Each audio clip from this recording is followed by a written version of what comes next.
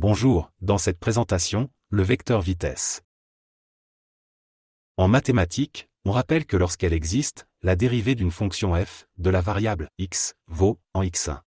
f' de x1 égale à la limite, quand h tend vers 0, du taux de variation de la fonction f, entre x1 et x1 plus h.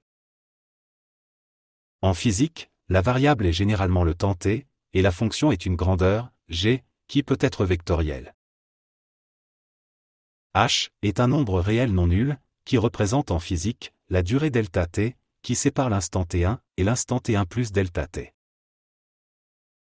Enfin, la fonction dérivée de g, notée g' en mathématiques, se note des g sur des t en physique.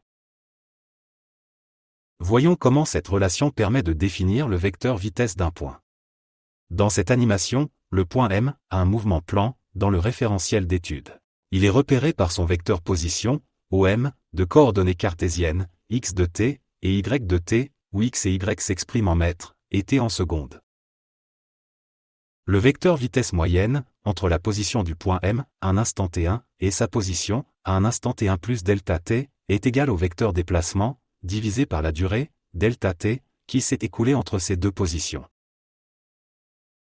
La valeur de la vitesse moyenne est donc le quotient de la distance entre les positions de m aux instants t1 et t1 plus delta t, par la durée delta t, qui vaut ici 4 secondes. En utilisant l'échelle des longueurs données, soit 1 cm pour 1 mètre, la distance entre les positions de m aux instants t1 et t1 plus delta t vaut 2 mètres. La valeur de la vitesse moyenne vaut donc 0,5 mètres par seconde. En choisissant pour l'échelle des vitesses 1 cm pour 0,5 mètres par seconde, on représente donc le vecteur vitesse moyenne, par un segment fléché, de longueur 1 cm.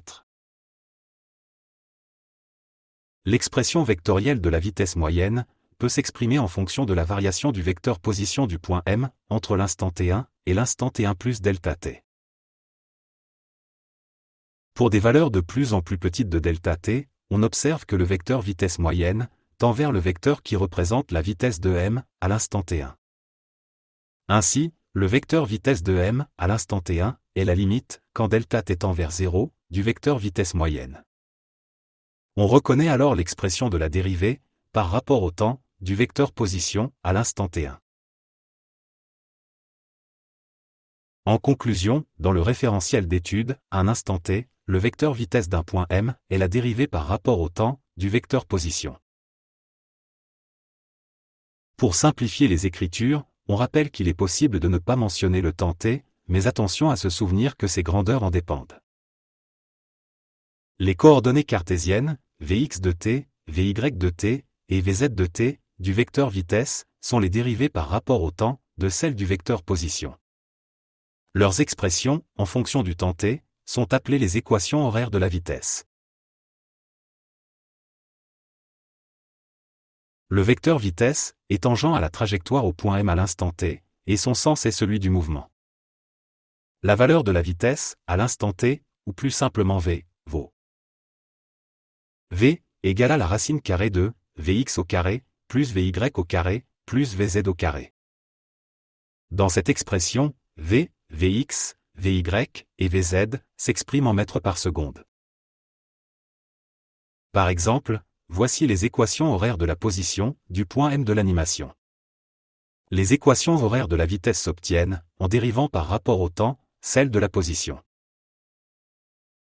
À l'instant t1, égale à 4,4 secondes, les coordonnées cartésiennes du vecteur v sont donc 0,50 mètres par seconde et 0,36 mètres par seconde.